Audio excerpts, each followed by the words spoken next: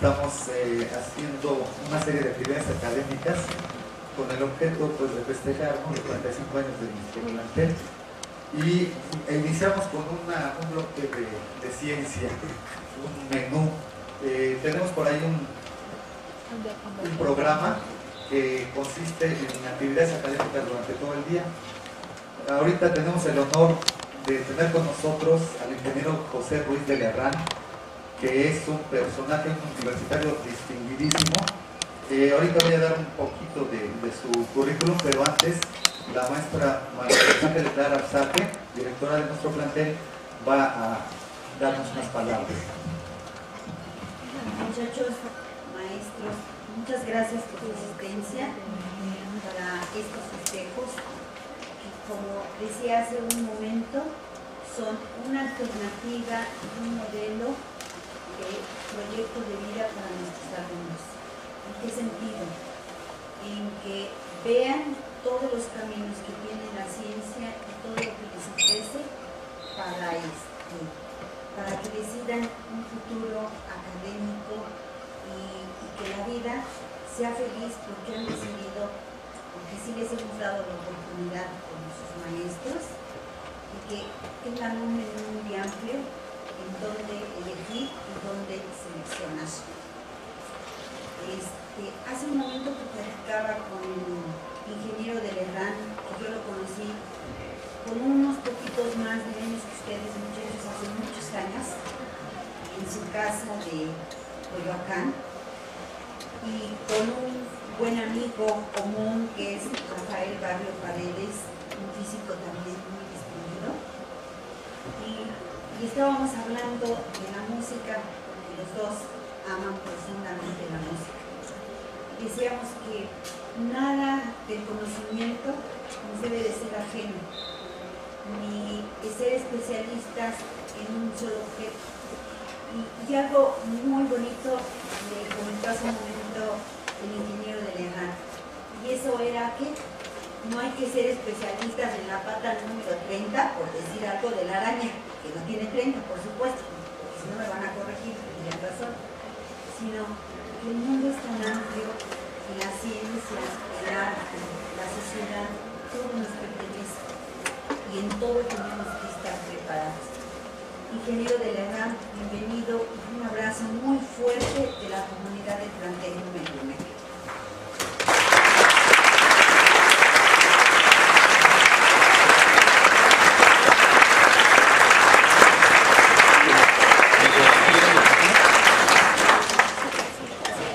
A continuación voy a dar una breve semblanza de la trayectoria tanto profesional como académica del ingeniero de Lerrán. Los invito a que se metan a los buscadores, al Google, ponen José Ruiz de Lerrán o José de Lerrán y sale una información muy diversificada, muy amplia. Yo voy a tratar de dar solo algunos puntos, ¿no?, específicos para que los muchachos muy jóvenes que no hayan oído hablar del ingeniero pues tengan una idea. Él estudió ingeniería en la Facultad de Ingeniería de nuestra máxima casa de estudios. Participó prácticamente en todo el diseño del Observatorio Astronómico Nacional como el estratega, el que está en San Pedro Mártir, que es uno de los que compite a nivel mundial en ubicación y pues es muy relevante, ¿no? Él es el pionero en la construcción de telescopios. Dentro de sus intereses y temas de investigación está construir telescopios. Allí en el Universum tiene un equipo que da cursos para construcción de telescopios. Ha desarrollado materiales, es un inventor, se le ocurren cosas científicas pues inverosímiles, ¿no?, para la mayoría de los mortales. Tenemos también que trabaja en instalación de canales de televisión, es divulgador de astronomía y ha recibido los siguientes premios y distinciones: Premio Nacional de Ciencias 1983, Medalla Luis G. León de la Sociedad Astronómica de México, Presidente de la Sociedad Astronómica de México 1988-1992, Presidente de la Sociedad Mexicana de Divulgación de la Ciencia y la Tecnología 1997-1999, fundador del Museo Universum UNAM, Presidente de la Asociación Mexicana de Planetarios AC. Como ustedes pueden darse cuenta, tenemos un distinguidísimo universitario. Para nosotros es un honor, ingeniero, que haya usted aceptado nuestra invitación. Y pues le damos paso a su conferencia, que es el tema. Gracias.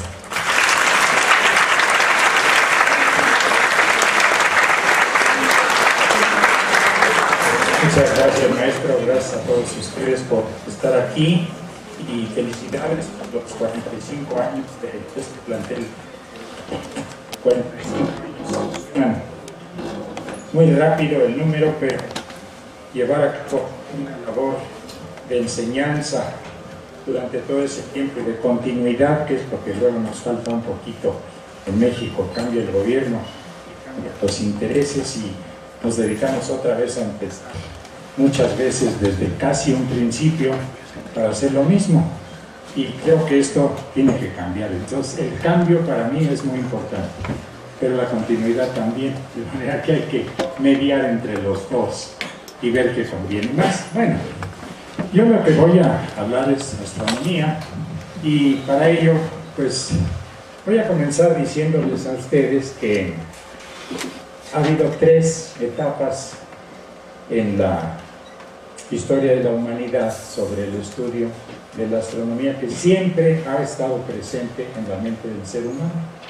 La primera, muy larga, de miles de años, astronomía visual, sin aparatos, para estudiar las estrellas, ver las constelaciones, idear todos estos nombres que hay de Aries, Tauro, Géminis, Cáncer, Leo, Virgo, etc. Libra, Escorpio, Sagitario, Capricornio, Acuario y Pisces, todas. Pisces, porque yo cada vez que veo una cosa de estas de astrología, veo que dice Piscis, y no es con I, es con E, Pisces, que es plural para decir peces, que es la constelación final, digamos, de lo que es el zodiaco. Bueno, pero en total, y aquí ligamos la astronomía con la música de una manera muy sencilla, resulta que en el cielo se han designado 88 constelaciones en total, de las cuales las 12 del zodiaco son las más conocidas. Pero la conexión con la música es que el piano tiene 88 teclas, y yo creo que no ha habido ninguna liga entre que se hayan nombrado 88 constelaciones, pero yo estoy ligando el hecho de que hay una conexión con la música, aparte de otras que puede haber.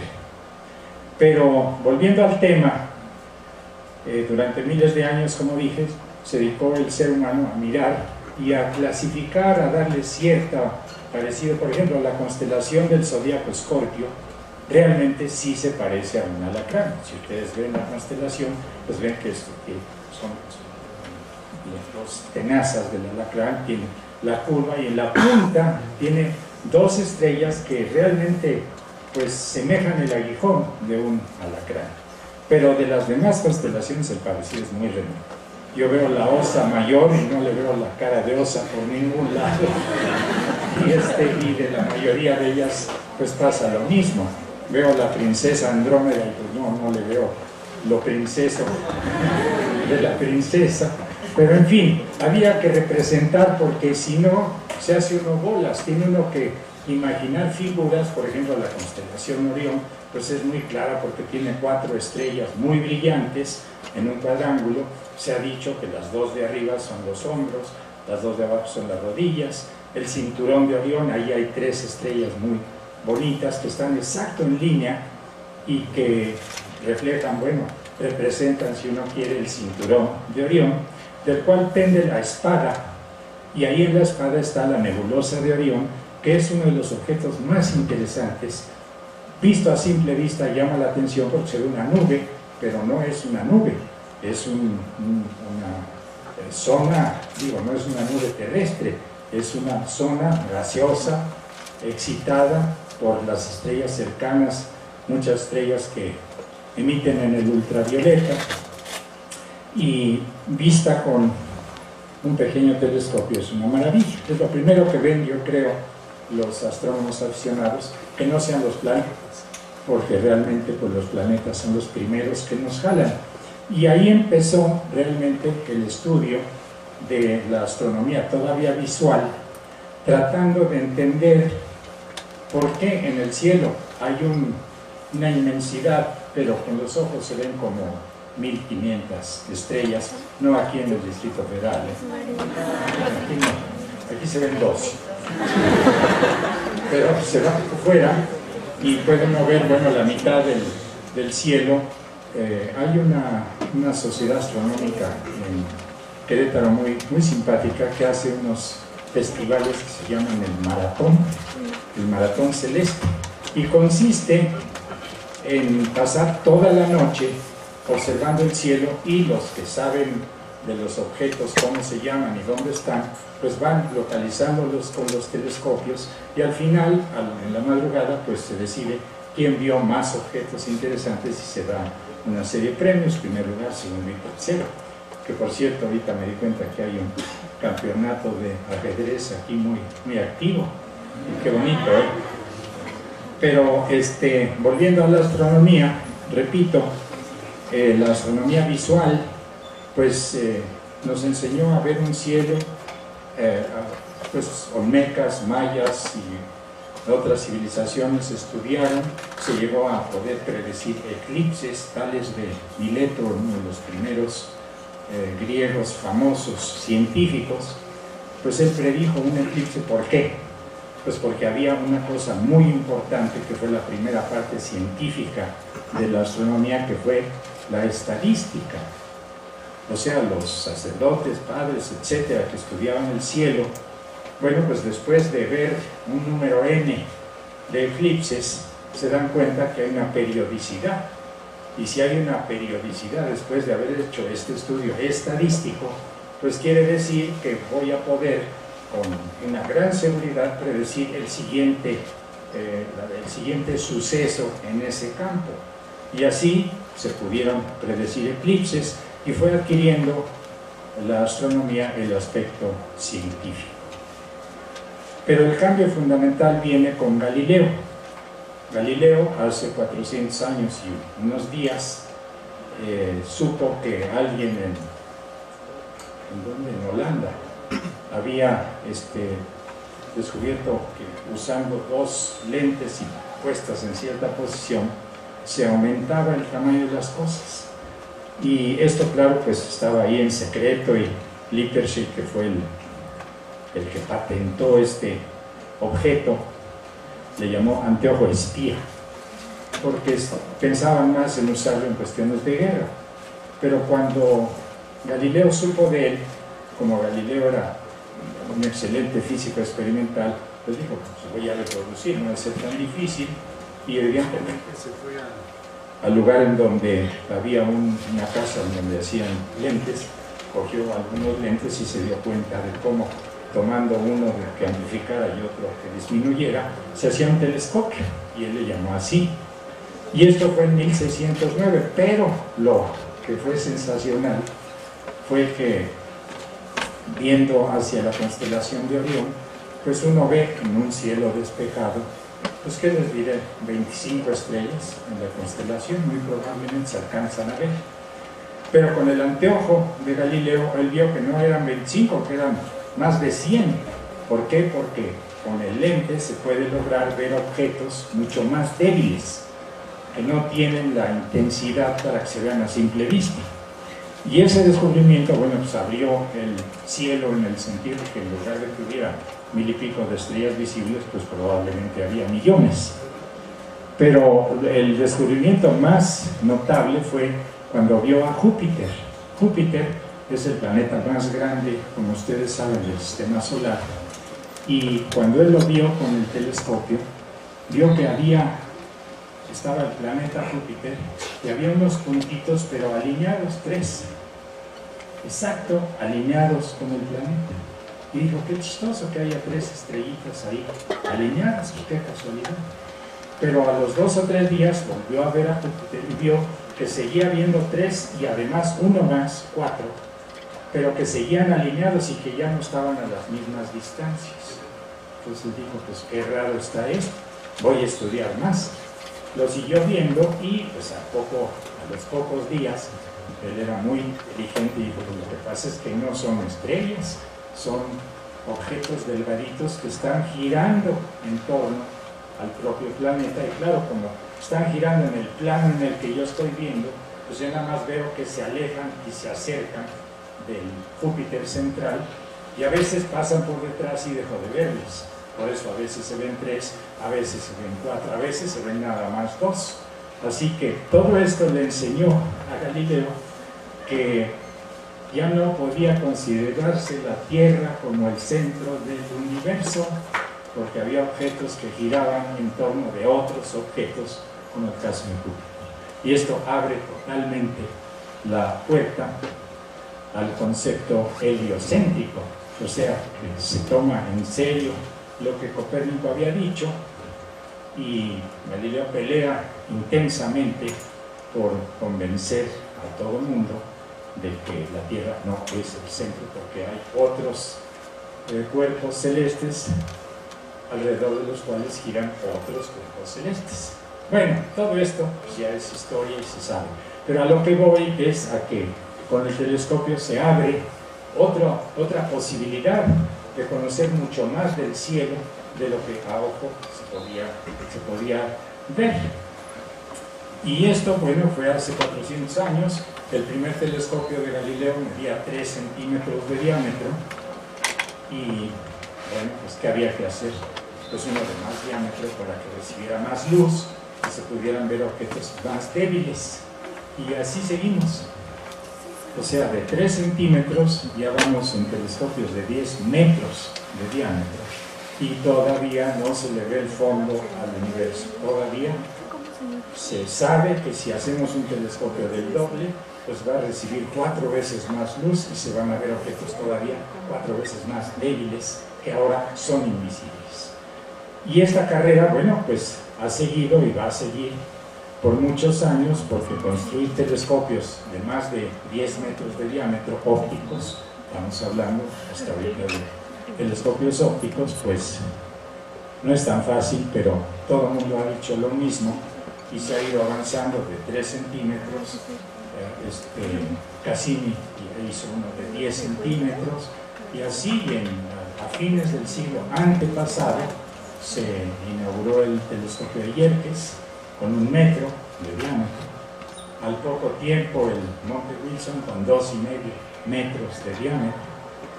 Pasó la Guerra Segunda, y después de la Guerra Segunda se inaugura el Monte Palomar con 5 metros de diámetro, y a fines del siglo pasado, en 1990 y tantos, se inauguran los Keck.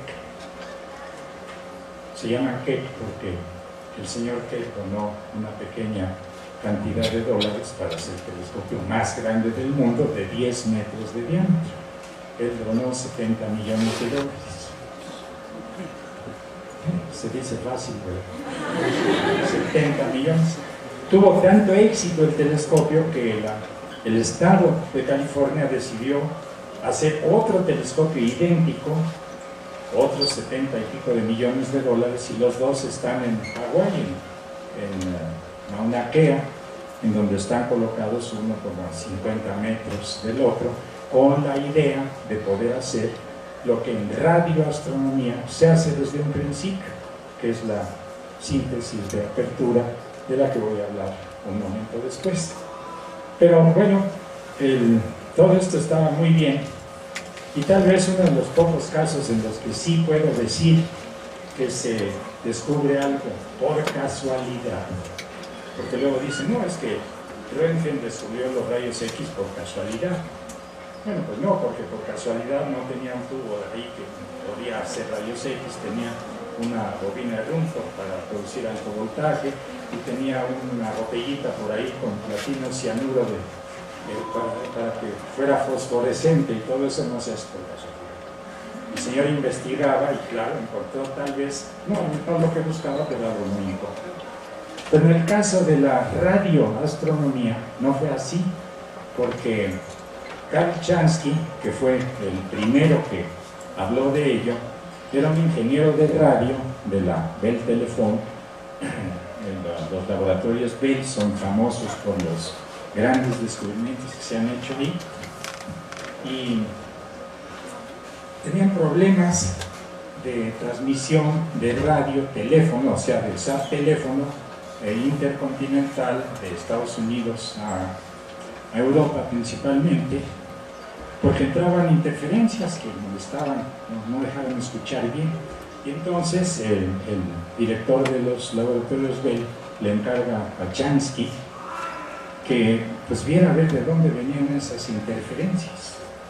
Entonces Jansky idea, pues para estudiarlas, hacer una antena. Él era ingeniero de radio y sabía hacer antenas. Entonces construir una antena muy direccional, que no me recibiera en una dirección horizontal, y la monta en unas ruedas para que pudiera girar y diera la vuelta a los 360 grados para ir, como se dice ahora, escaneando, porque la palabra pues, no existía en el diccionario. Yo creo que ya la van a poner porque todos la usamos,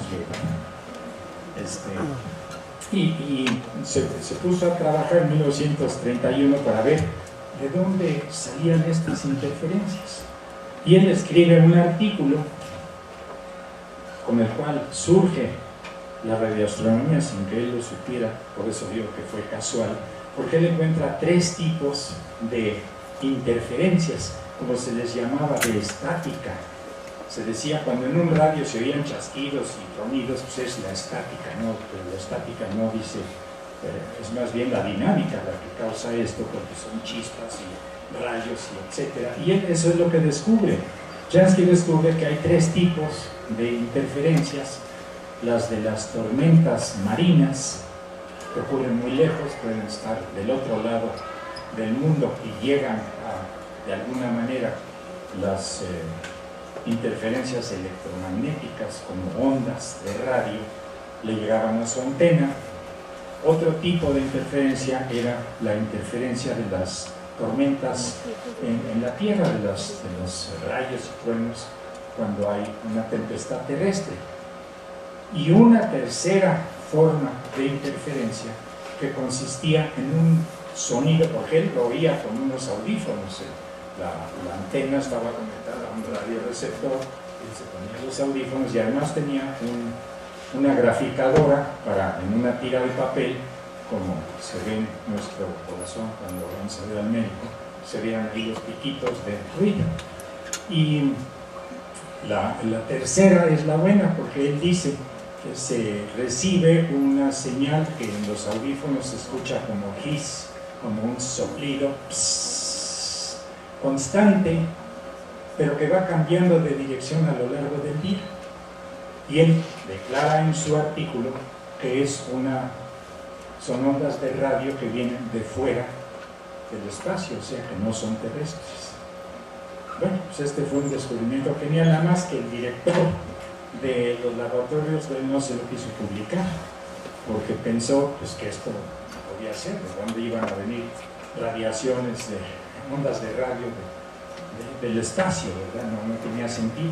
Entonces no quiso publicarlo, y Jansky se disgustó con el laboratorio, se fue de ahí y se fue a lo que entonces se llamaba el Institute of Radio Engineers, que estaba en Chicago, que ahora se llama la IEEE, el Instituto de Electrical and Electronic Engineers, que creo que tiene como 2 millones de socios en todo el mundo. Es una de las instituciones más grandes. Bueno, pero este era el Instituto de Radio Engineers en 1932, cuando apenas empezaba la radio AM, ¿verdad? No había tele. Y ahí sí le acogen su papel, su paper, como dicen los americanos, se lo publican, y además da una plática sobre esto, que él ha recibido con su antena giratoria, esta señal que viene del espacio. Ahí ya con un grupo de ingenieros y algunos aficionados a la astronomía que escuchan esta plática, entre ellos el señor Reber, le empiezan a preguntar, bueno, ¿cómo está eso de que es constante la señal pero va cambiando de hora? Y él explica, pues es que es así, resulta que se repite exactamente igual en la misma dirección cada 23 horas y 56 minutos, lo cual no lo entiendo, porque el día dura 24 horas. Entonces, el aficionado a la astronomía dice, bueno, un momento, es que hay 2 clases de días. Hay el día sinódico y el día sideral. ¿Cómo está eso? Pues sí, el día sinódico es la repetición de cada vez que el Sol vuelve a estar exactamente en la misma posición, o sea, en el mismo meridiano. Y ese es el de 24 horas, pero el día sideral dura menos, porque al ir girando la Tierra alrededor del Sol, el día, para que vuelva a estar enfrentado un punto de la Tierra con el Sol, tarda más tiempo, y son 4 minutos de diferencia. Por eso el día sideral, o sea, que la Tierra hace una rotación de 360 grados sobre su eje, es el que dura 23 horas y 56. Entonces sí tienes razón, Karl Jansky, esas ondas vienen del espacio. Bueno, pues este fue el gran descubrimiento, pero entre ellos estaba el señor Reber, que también era ingeniero de radio, y dijo, bueno, pues, ¿y por qué estás tú aquí, Karl Jansky? Pues porque en los laboratorios, bueno, me dijeron que estaba yo medio lurias, y eso de las ondas del espacio, pues que se lo platicaran a otro. Bien, bueno, pues, está bien. Groth Reber, era el nombre de él es Groth, se fue a su casa y dijo, si pido dinero para repetir el experimento de Jansky, pues me van a decir también estoy chiflado, ¿no? Entonces él de su dinero y en el patio de atrás de su casa construyó lo que fue el primer radiotelescopio, o sea, un paraboloide como los que ha habido, y bueno, ahora son chiquitos, pero antes, hace 10 años eran de 5 o 6 metros, y lo instala orientable, o sea que lo podía mover en cualquier dirección, y se pone a estudiar, nada más que le llega la Segunda Guerra Mundial y todo esto se interrumpe. Pero para 45 que termina la guerra, ya Reber había hecho un mapa del cielo, pero un mapa de ondas de radio, no un mapa de ondas de luz, lo cual es muy interesante, y había encontrado que el máximo de radiación de ondas de radio venía de una dirección que está en la constelación Sagitario, que por lo tanto los astrónomos habían coincidido en que esta región de Sagitario representa el centro de nuestra galaxia. Que nuestra galaxia pues es un disco de estrellas que están repartidos en brazos espirales. En el centro pues, está el núcleo de la galaxia, y en uno de los brazos espirales está el Sol, que es un puntito, y del Sol, que es un puntito al centro de la galaxia donde está el núcleo, son como 30.000 años luz, cuando un año luz es la distancia que recorre la luz en un año viajando a... Exactamente. De manera que, pues imaginen ustedes las distancias que hay en el espacio. Bueno, ahí es cuando con el radiotelescopio que construye Reber se demuestra que efectivamente llegan ondas de radio y se empieza a pensar seriamente en que hay otro campo, otro universo de información que nos llega, pero que no lo conocemos, que es la información a través de ondas de radio que nos llega del espacio. Y esto da origen al nacimiento de la radioastronomía, que como digo, de hecho, el primer descubrimiento es en 1932, pero de ahí a acá les voy a decir que el radiotelescopio de Reber medía como 9 metros, o sea que era bastante grande. Digo, para hacerlo en el patio de su casa pues, se pasó 5 o 6 años para hacerlo, y luego otros 2 o 3 para estudiar el mapeo y reproducir este primer mapa que demuestra que el centro de la galaxia pues, está lleno de emisores de radio. Y de los 9 metros, bueno, pues ahí empieza otra vez la historia de crece y crece y crece y crece.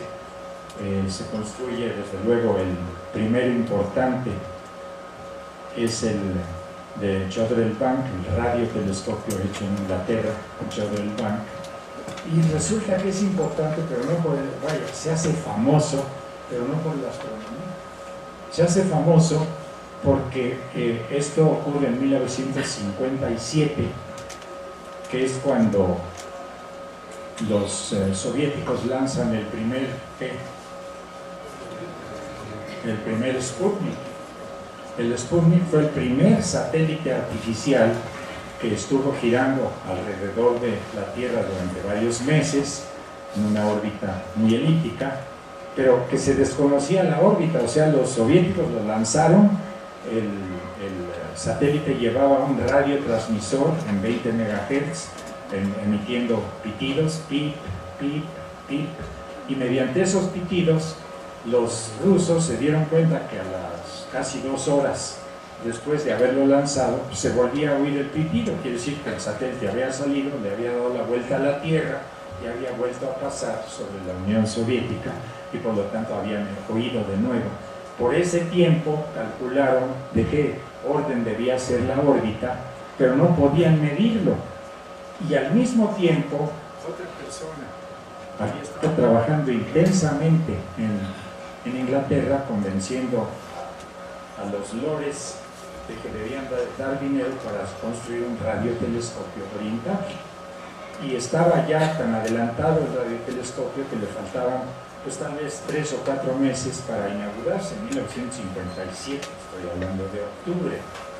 Pero dada esta urgencia de los soviéticos de conocer cuál era la órbita del Sputnik, pues los científicos siempre se han conectado y han platicado país con país y no les interesa si son soviéticos,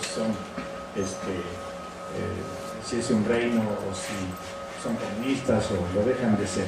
Entonces se hablan y los soviéticos le hablaron a Lovell, que era el promotor del radiotelescopio, diciendo que ojalá que lo pudiera echar a andar para que con el radiotelescopio, como estaba emitiendo el satélite esta onda en 20 MHz, pues se iba a poder captar y ver en qué dirección y cómo se iba moviendo en el cielo, porque el radiotelescopio orientable pues iba a irlo buscando y con esto se iba a poder determinar la trayectoria.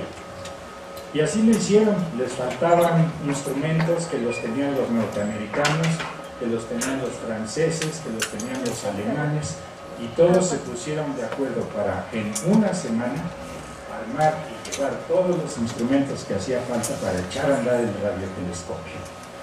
Lo echaron a andar y a los 3 o 4 días ya tenían la órbita, porque como pasa cada 2 horas, bueno, pues con la estadística de muchas observaciones rápidamente determinaron cuál era la órbita, y por eso se hace famosa la radioastronomía, no por la astronomía, sino por el satélite Sputnik que habían lanzado los soviéticos.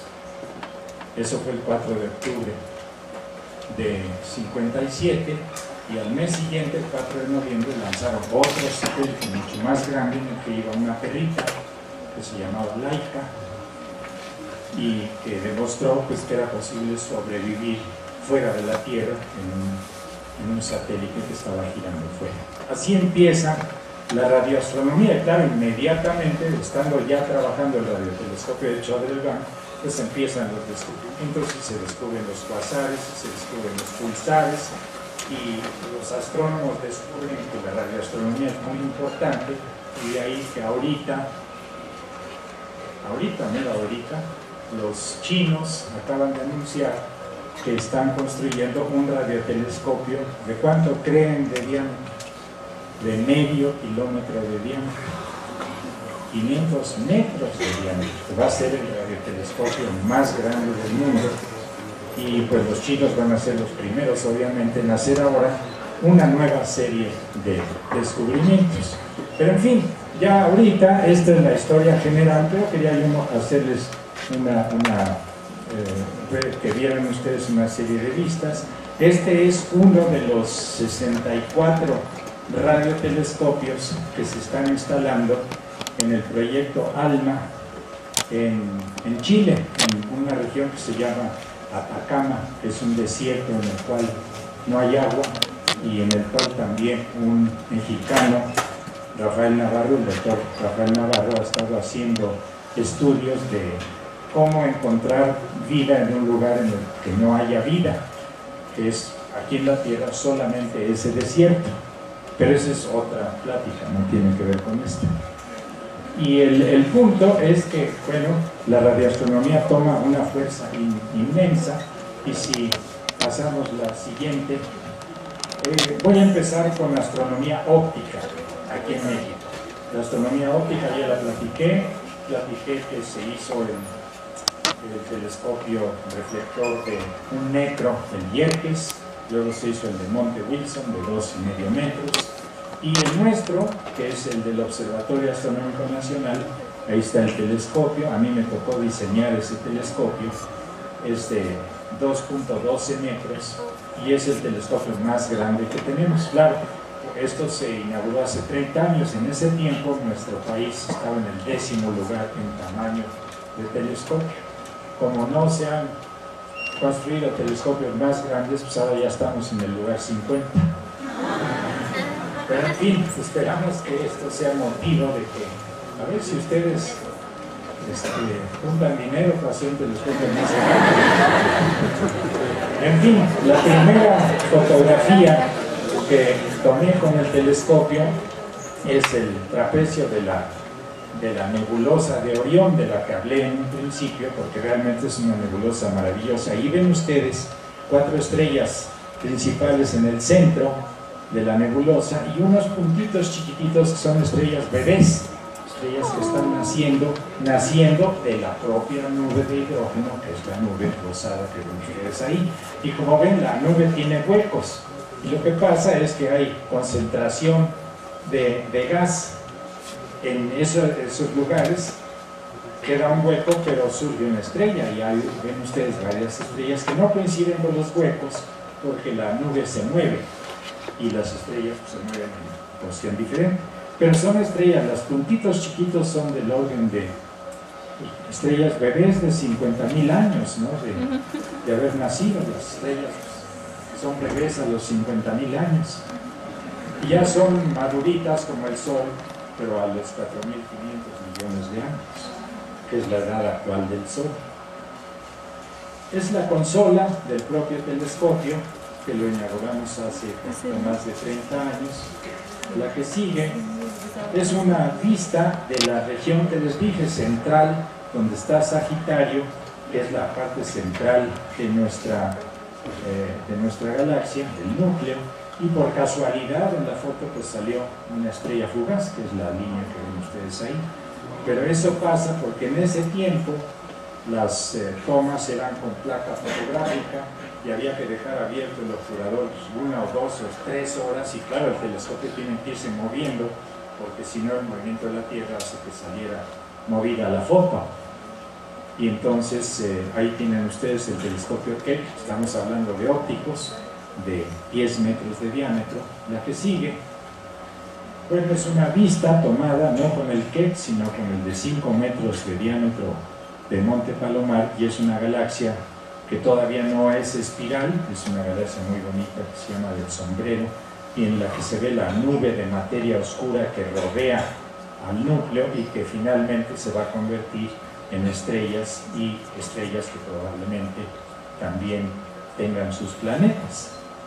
La que sigue, bueno, este es el edificio de los laboratorios Bell en 1930, donde trabajaba nuestro amigo Karl Jansky, y que lo mandan a Holden, se llama New Jersey, donde él monta su radiotelescopio, que él no sabía que iba a ser un radiotelescopio. Ahí está la antena direccional que él monta, una antena de onda corta, montada en ruedas para que pudiera girar y que él pudiera captar con los audífonos y con su graficadora las diferentes señales de las tormentas. La que sigue es la cabinita en donde él tenía el equipo, el amplificador, todo lo necesario, y desde luego una cabina blindada para que no se le metieran interferencias de otros lados, y ahí tenía su graficador. Este es el escrito que él manda en 1932 y que no se lo aceptan, y por ahí dice, en el tercer párrafo dice: data obtained with this system show the presence of 3 separate groups of static. Grupo 1, static from local thunderstorms. Grupo 2, static from distant thunderstorms. And group 3, a steady hiss type static of unknown origin. Y ahí nace la radioastronomía, con esa frase. De ahí toma Brock Reber interés en el asunto, construye su primer radiotelescopio ya formal para estudiar las ondas de radio, y en la siguiente, ahí está Reber, y ahí está su radiotelescopio, que ya no está en el patio de atrás de su casa, ya está en el Museo de Radioastronomía en Green Bank, en Virginia, en los Estados Unidos. Pues como ven ustedes, no es una pequeñez lo que construyó el señor, ¿verdad? Está la parábola, la paraboloide, ahorita está apuntando para arriba, y mero arriba está el bote en donde está la antena receptora y el primer paso de amplificación de radiofrecuencia. Ya de ahí baja con un cable coaxial a una casetita donde tenía el resto del equipo. Lo que sigue es cómo son los telescopios en general, ya sea radiotelescopio o ya sea telescopio óptico. El concepto Cassegrain, que se llama, es de tener un reflector primario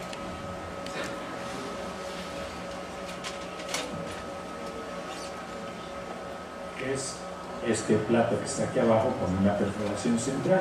Las ondas que vienen del espacio, sean de luz o sean de radio, las recoge este paraboloide y las concentra en otro reflector que a su vez la refleja a que pasen por el centro del primer reflector perforado y que lleguen al foco. Y aquí en el foco, en los telescopios ópticos, se coloca el ocular, si quiere uno ver el objeto con los ojos, o la cámara fotográfica o la cámara CCD, que es lo que se usa ahora.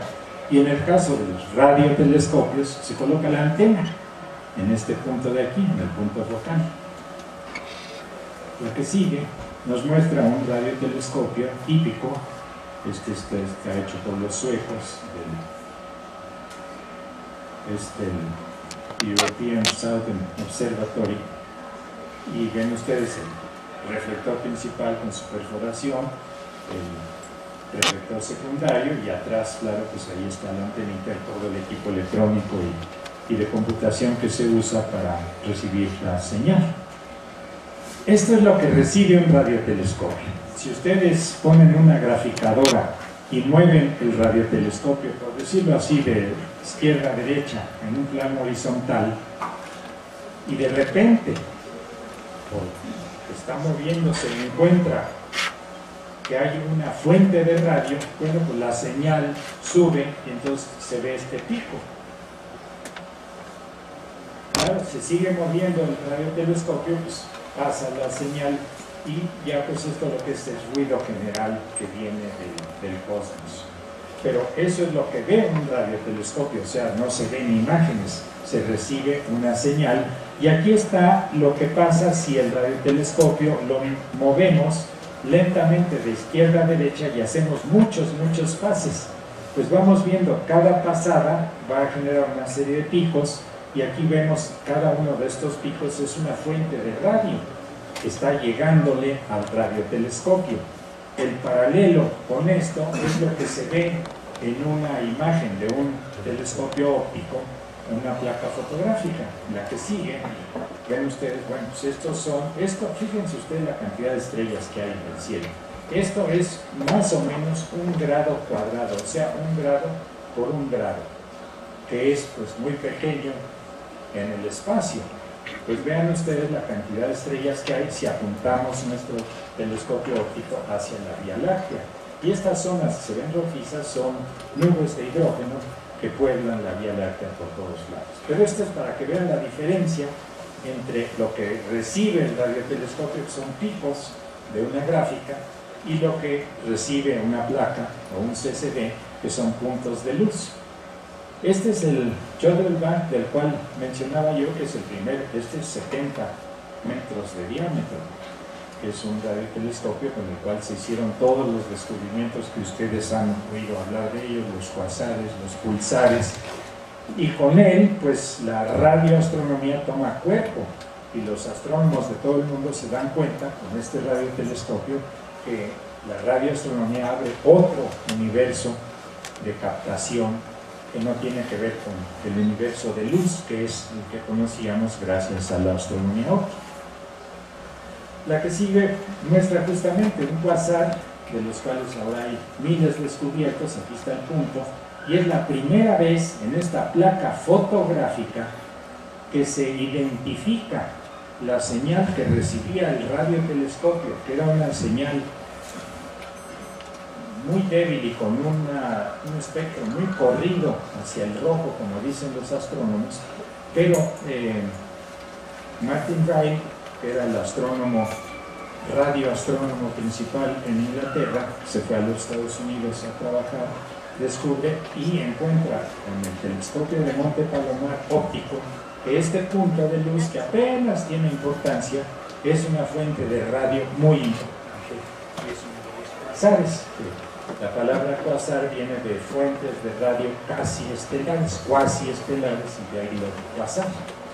La siguiente, esta nos muestra en una placa fotográfica estrellas y una zona de gas ionizado muy fuerte, pero en la misma placa estamos viendo superpuesto lo que recibe un radiotelescopio.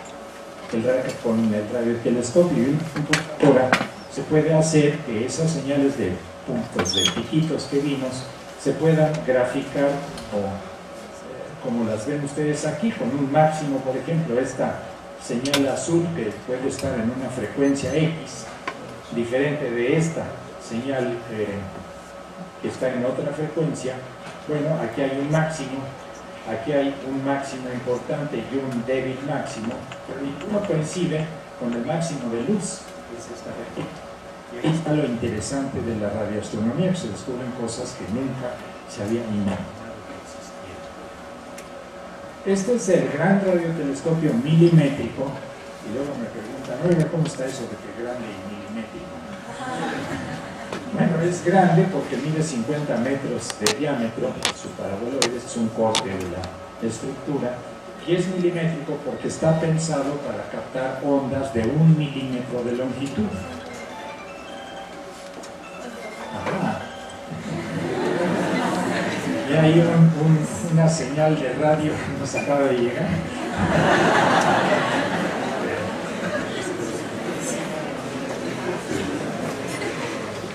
Bueno, hablando de ondas, de una vez ahí hacemos la aclaración.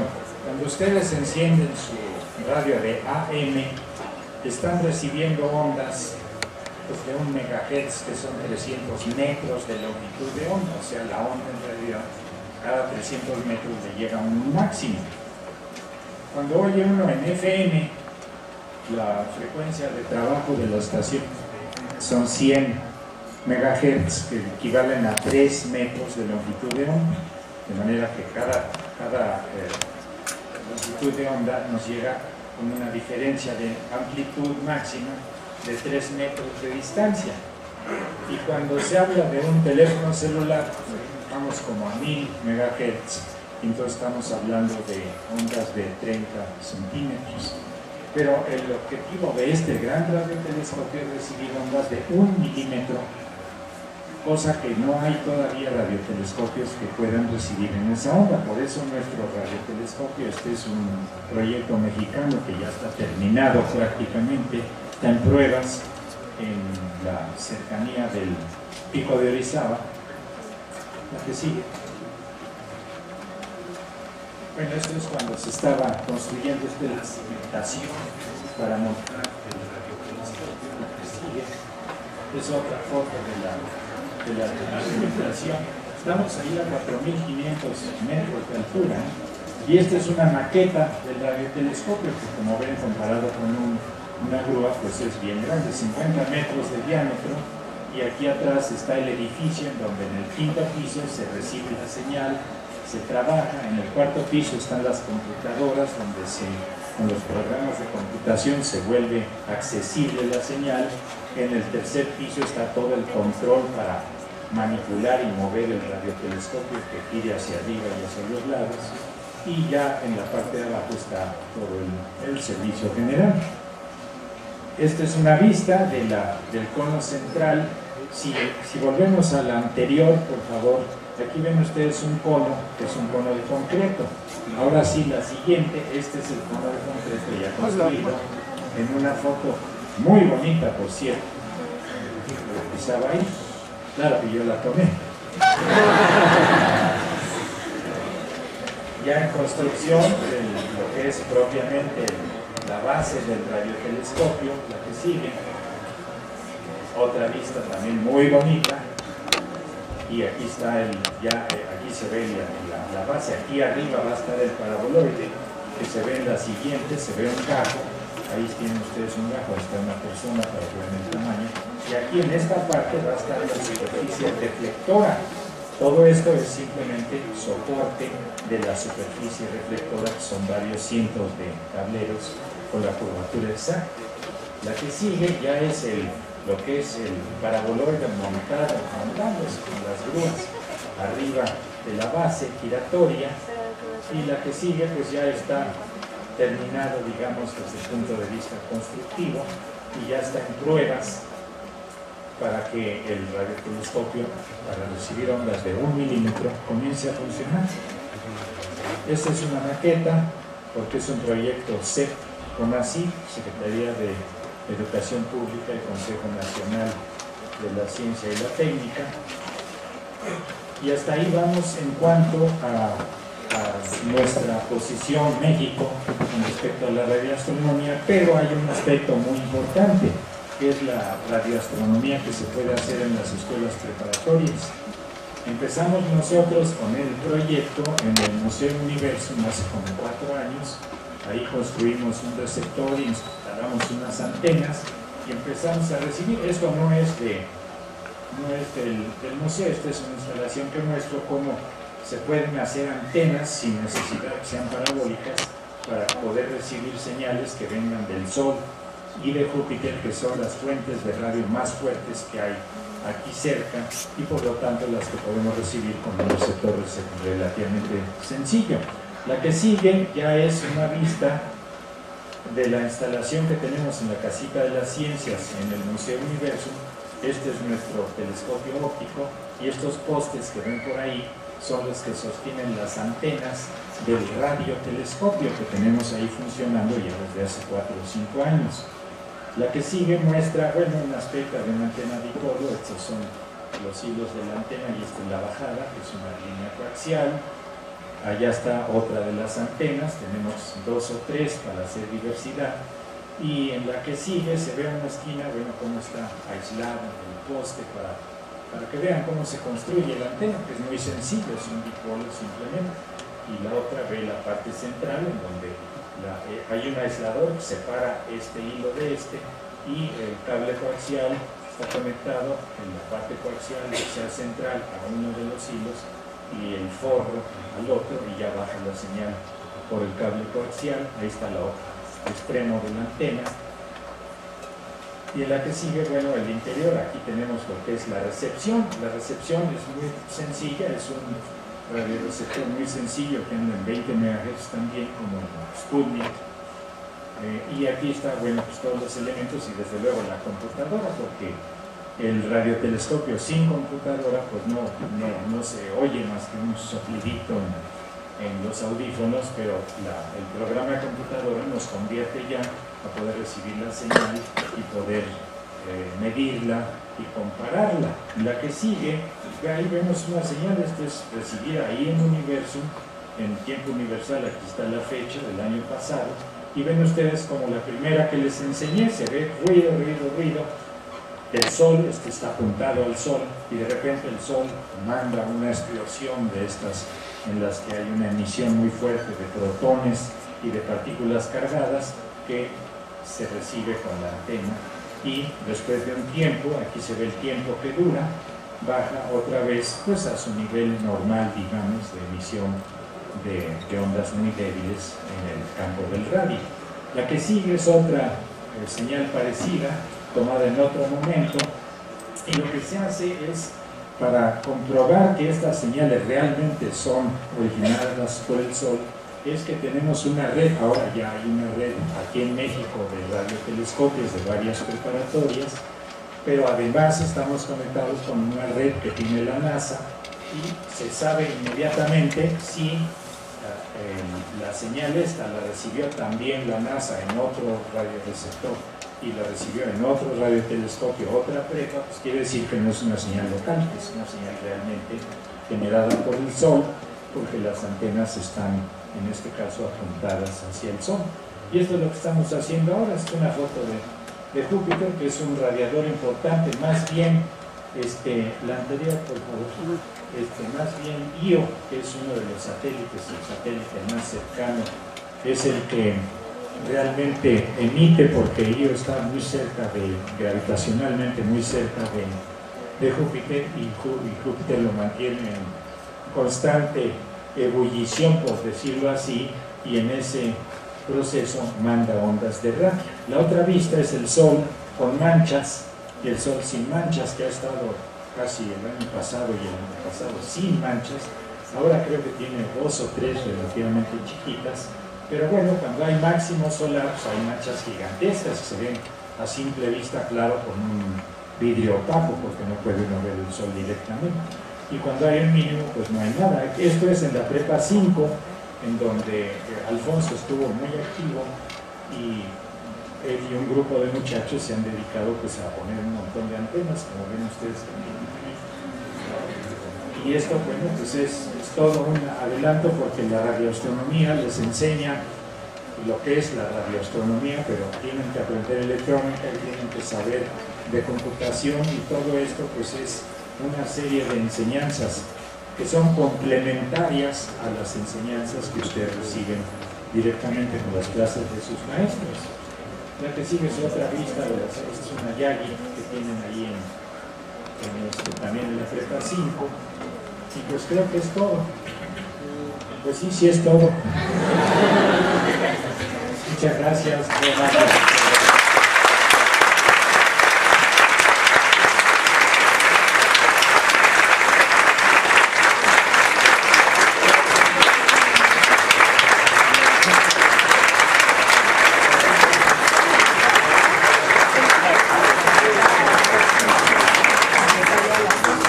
Tiempo para alguna pregunta que no sea muy complicada.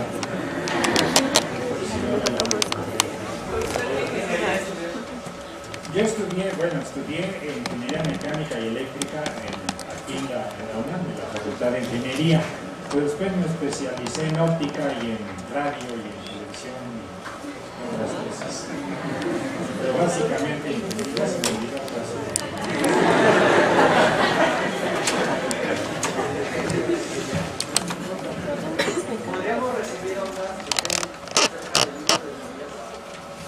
Bueno, si se tiene un receptor suficientemente poderoso, seguramente que sí.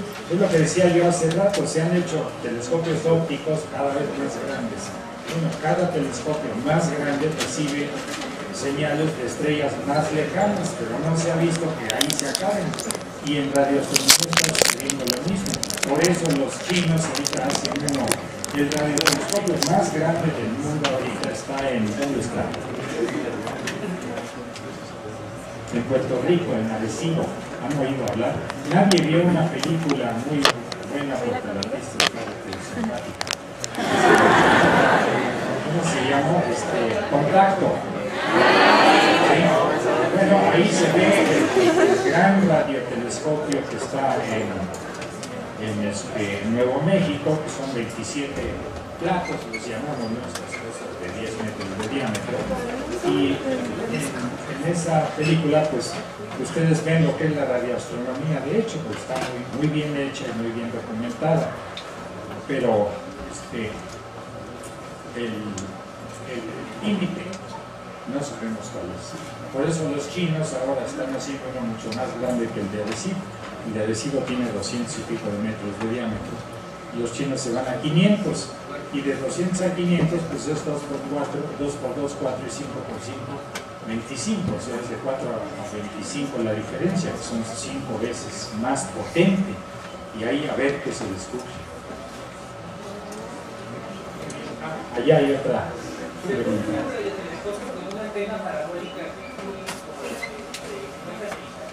¿Perdón?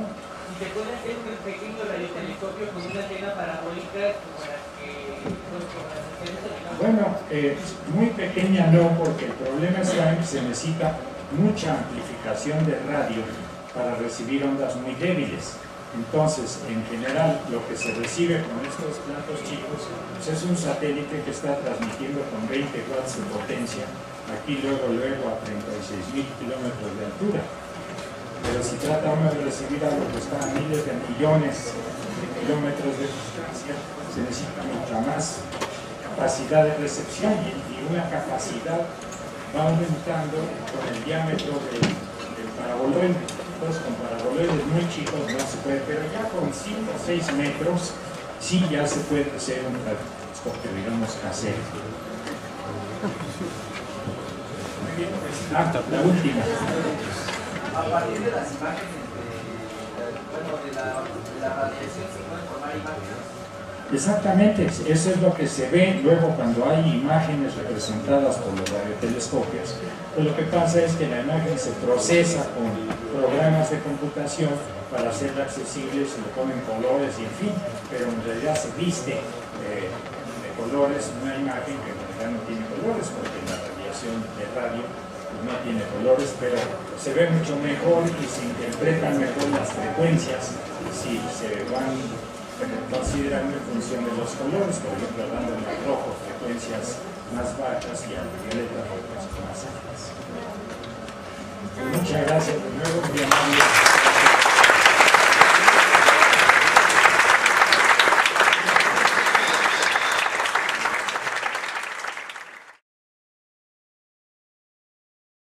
Buenas tardes, yo soy Edgar Alberto, soy de la Prepa 5, alumno de Alfonso.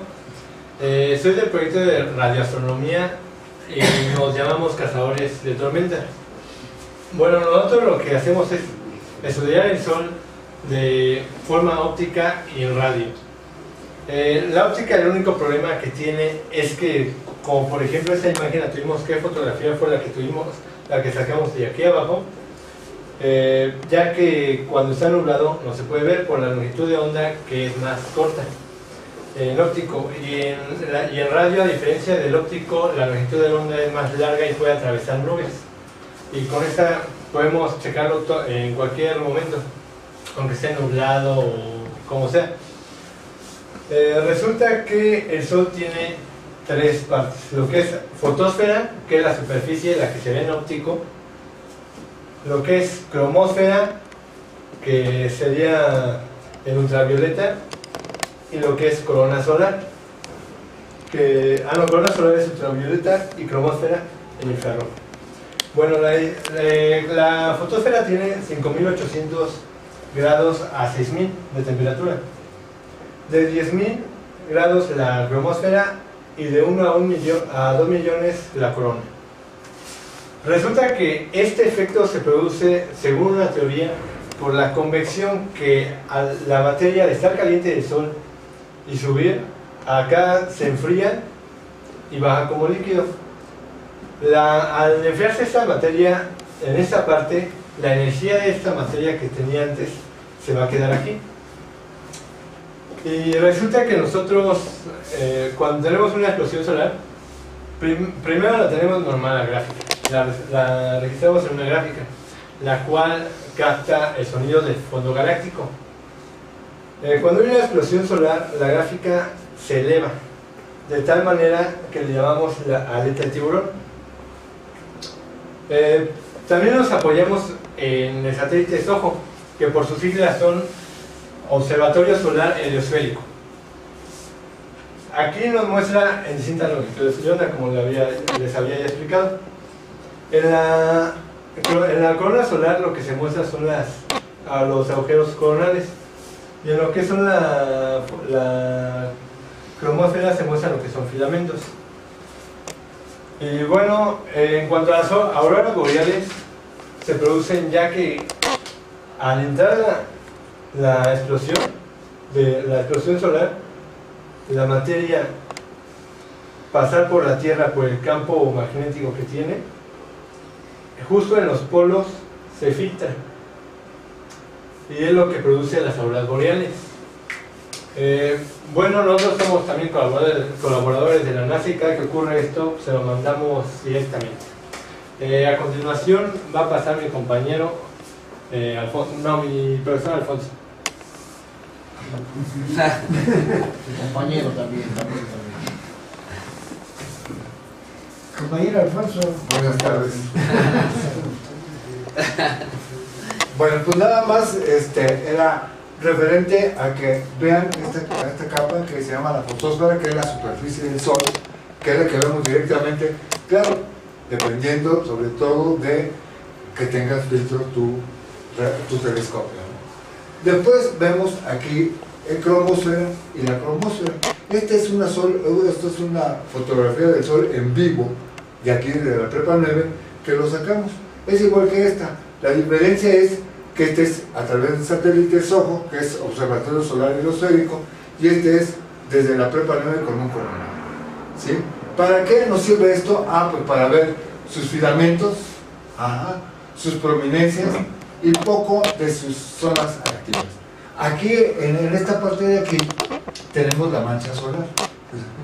Este puntito es una mancha solar, que es la que se puede ver, pero se nota mejor en esta parte de aquí, que es el infrarrojo. También tenemos el ultravioleta, estos tres, ¿sí? Que vendría siendo de rayos X, y que pueden ver, por ejemplo, los agujeros coronares. Las líneas del campo magnético se abren para dar paso a que fluya todo ese viento solar y que nos llega directamente hacia la Tierra. Si este vía coronal o hay una explosión solar que esté en esta parte, que es la zona crítica o la zona de peligro que va directo hacia la Tierra, entonces que nos puede afectar a la Tierra. ¿En qué nos puede afectar? En que las comunicaciones ya no son las mismas, ¿sí? Los celulares ya no funcionan bien, se cae el sistema, ¿sí? En la red. También queman los transformadores. Entonces tenemos que tener mucho cuidado en ese aspecto, ¿no? Entonces queman los transformadores de tal manera, como decía este chico Edgar, que llega al polo norte y llega al polo sur, porque son las partes más débiles de la magnetosfera solar, ¿sí? Y entonces llega en las partes débiles y se va metiendo y se ven las famosas auroras boreales, que ese plasma, que ese viento solar cargado eléctricamente pega a eso y las ioniza, y llega el momento que se ven luces de colores, ¿sí? Esto es bien importante, trabajar en eso, en las auroras boreales. Es un síntoma de que nos está atacando el Sol, ¿sí? Si llega una explosión demasiado fuerte, entonces llega el momento en que esas auroras se pueden ver en latitudes más abajo. Si nosotros alcanzamos a ver a la Ciudad de México, si se ha llegado a observar, pero hace mucho tiempo, es las auroras boreales a estas latitudes, ¿sí? Ver, y entonces que es muy fuerte y que puede tener consecuencias. Hay una teoría también que lo trabajaron los rusos y los cubanos, que afecta a la actividad solar, al corazón, infartos al miocardio. Eso también nos puede suceder, ¿sí?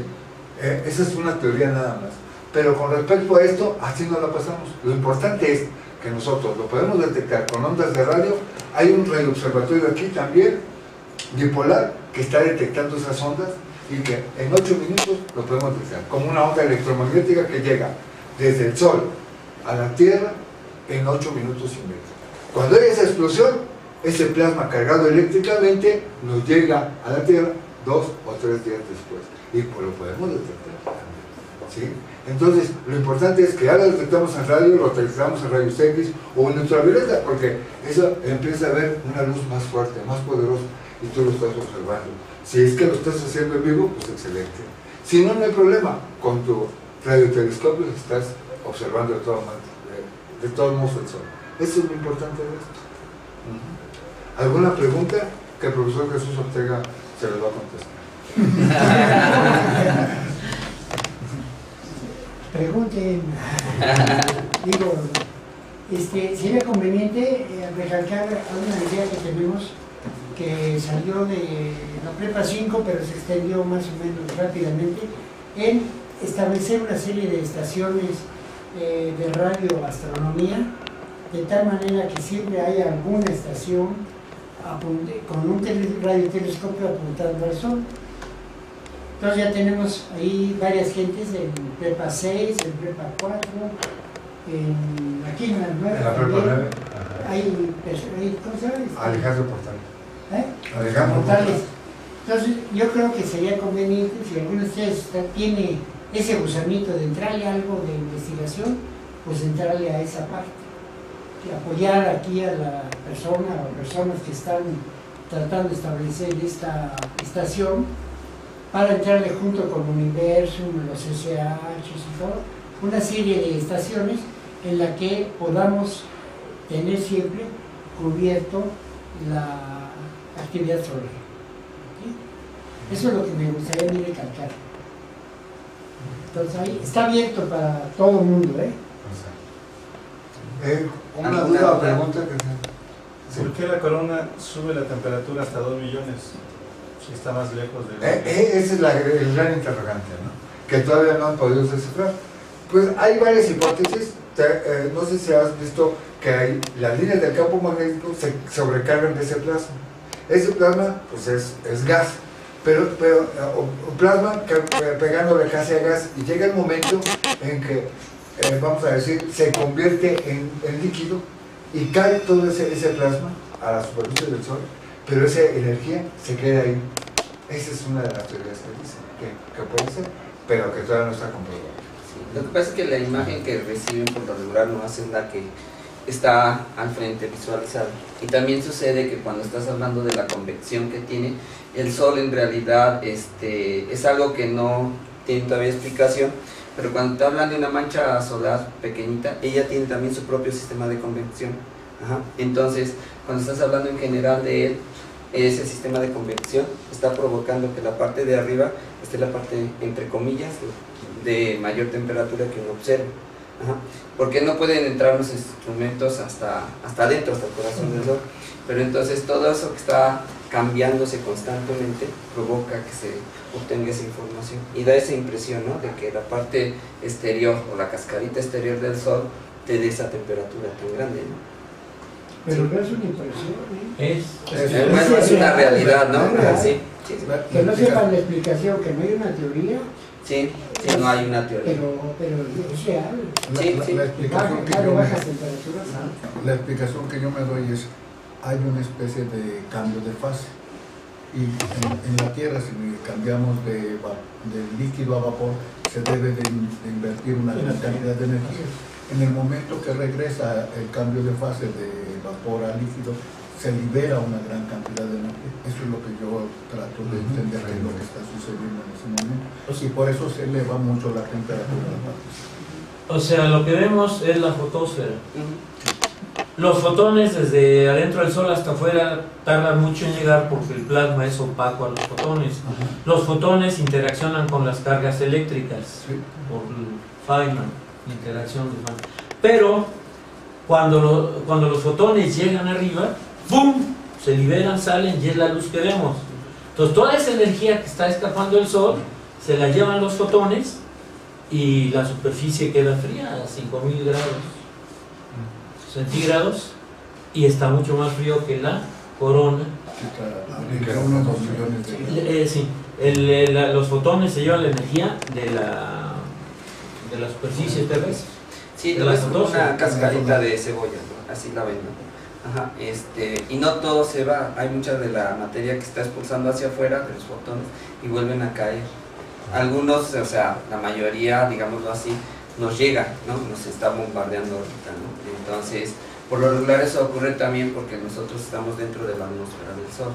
Ajá. Igual que nosotros en nuestra atmósfera, pues también estamos nosotros ahí, ¿no? Entonces, si llegara a haber así una explosión muy grande dentro del Sol, ajá, ¿sí? Y entonces, y ya ven que salen las olas que se ven así, de todo ese material que está expulsando, hace un arco, ajá, y como dice el profesor, muchos de los fotones salen y otros se los vuelve a absorber el Sol y cae. Pero si fuera una explosión mucho más masiva que eso nos alcanzaría, ¿no? ¿Sí? Y eso provocaría, como decía el profesor Alfonso, en la interferencia que tenemos en comunicaciones. Y nuestros satélites que tenemos en la actualidad es lo que nos permite la comunicación. Pero si ocurriera una explosión de ese tipo, nuestros satélites pasan a la historia, nosotros pasamos a la historia, no tenemos comunicaciones, ¿no? Desaparecerían totalmente, nuestros GPS que hay no funcionarían, ¿no? Sí, inclusive si se puede decir así, esa llamarada del sol nos consumiría, ¿no? De la temperatura que tiene. La ventaja de tener el campo magnético es que nos protege, ¿no? Pero ante esa, digamos, esa adversidad que llegará a pasar en algún momento, que algunos cálculos que han hecho puede suceder, no está descartado, pues no nos salvaríamos, ¿no? ¿Sí? No sé. Otra de las preguntas frecuentes son: ¿cómo es las emisiones de ondas de radio? ¿Por qué emiten ondas de radio? Ya saben que son líneas del campo magnético que existe en el Sol y sobre todo en las manchas solares. A medida que, vamos a decir, que aumenta la temperatura de 1 a 2 millones, se ionizan esos átomos y quedan muchos electrones libres. Esos electrones libres empiezan a dar vueltas alrededor de las líneas del campo magnético. Y cada cambio de trayectoria es un fotón de onda de radio. Cada cambio de trayectoria es un fotón de onda de radio que nos llega a la Tierra y que podemos detectar con nuestros radiotelescopios. Así es como se está haciendo. Entonces, hay radiaciones sincrotrónicas a la velocidad cercanas a la velocidad de la luz y otras ciclotrónicas, que es mucho menor que la velocidad de la luz. Entonces, están dando vueltas y eso lo estamos detectando nosotros con nuestros radiotelescopios. Eso es bien importante. ¿De dónde, cómo se emiten las ondas de radio? ¿Por qué es debido? Sí, por lo regular lo que se sabe es que la mayoría de los planetas y de las estrellas emiten en ondas de radio, ¿no? Entonces facilita la información. También es posible que nosotros enviemos una onda de radio para estudiar alguna estrella, algún planeta, aunque en esos casos es más complicado hacerlo, ¿no? Para poder detectar la información que uno quiere, ¿no? ¿Sí? Ahorita lo que comentábamos es que, por ejemplo, uno dice, se ven muy padre las fotos que nos venden en las publicaciones que hay en los puestos de periódico, donde dicen, mira, es que hallaron un nuevo planeta, ¿no? A veces no lo han visto como tal, ¿no?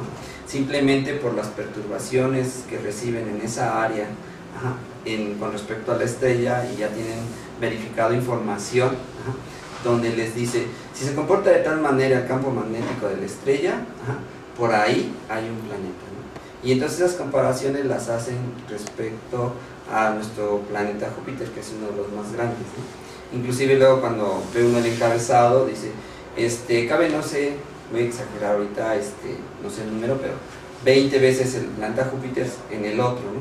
Entonces estamos hablando de un supergigante planeta, ¿no? Y sin embargo, por la experiencia que se tiene de aquí de los planetas exteriores, todos son gaseosos, ¿no? Entonces suponen que ese planeta es gaseoso, y entonces la información que reciben de la señal de radio, son puntos en la computadora. Entonces a veces cuando sale la información ya es vieja. ¿Por qué? Porque en lo que lo arman, hacen todo el mapeo y lo arman, es cuando ya pasan la información, ya sacaron lo que ellos necesitaban y apenas lo están conociendo. De esa manera más o menos funciona, ¿no? Igual cuando quieren describir una estrella, dicen, pues vamos a ver qué está pasando con ella, ¿no? Y hacen sus comparaciones con la de nosotros, ¿no? No sé si hay alguna duda o algo que quieran preguntar. No sé, por ejemplo, no sé si, las explosiones según generan sismos, ¿no? También en la superficie del Sol. Yo creo que habíamos uno de 11 grados, ¿no? En la escala de Richter. Sí. ¿Eso qué tanto le afecta a la Tierra? Nada más es de la actividad solar, es referente al reflejo, ¿no? Sí. Ellos son la visión del Sol. Sí, nomás en él, o sea, han hecho, digamos, las tomas en la NASA, que es la referencia, digamos, que yo tengo, y lo ven, ¿no? Ven cómo se levanta la ola, digámoslo así, de todo el plasma que hay, y vuelve a caer, ¿no? Inclusive cuando estás ahí en una manchita, ¿no? Las que tiene, se ve así como una arañita, está así, hace cuenta que es por un volcán, pero son zonas frías, ¿no?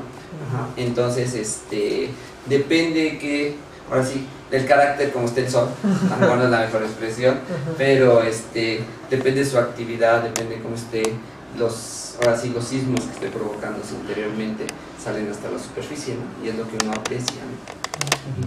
¿Sí? Pero en afectarnos, pues no, lo único que haría es cuando tiene una actividad fuerte, una tormenta, entonces es cuando se afectan los campos magnéticos, ¿no? Y eso provoca que principalmente lo que decía Alfonso, las personas que tienen un marcapaso, si la tormenta es muy intensa puede sentirse mal la persona, inclusive lo puede afectar causándole la muerte, ¿no? Pero son cálculos que se han hecho, ¿no? Ha habido gente que no sabe ni por qué murió y luego se lo achacan a la actividad que hay en el sol, pero siempre y cuando esté padeciendo el corazón. Sí, pero no es así tan grave ese problema, ¿no? Exacto. Creo que tienen una actividad, ustedes van a ir a comer, los invitaron a comer, nosotros vamos a estar afuera viéndolos comer. Muy bien, ok. Entonces, cualquier duda estamos a sus órdenes, ¿eh? Y entonces los profesores reunieron a sus estudiantes. El profesor, por favor, acá, si no lo van a ver. Descompongo las cámaras. No, ayer estuvo trabajando con 18 de sus estudiantes y quedaron 18 telescopios ya armados, todos alineados, y van a trabajar hoy con esos telescopios. Y ahorita se incorporaron también los profesores y estos también, dos estudiantes que también son del profesor, y se terminaron de armar telescopios un poquito mayores, ¿sí? Para trabajar en la noche. Estos telescopios que son un poquito mayores y que requieren un poquito más de cuidado van a ser operados por los profesores con apoyo de sus estudiantes.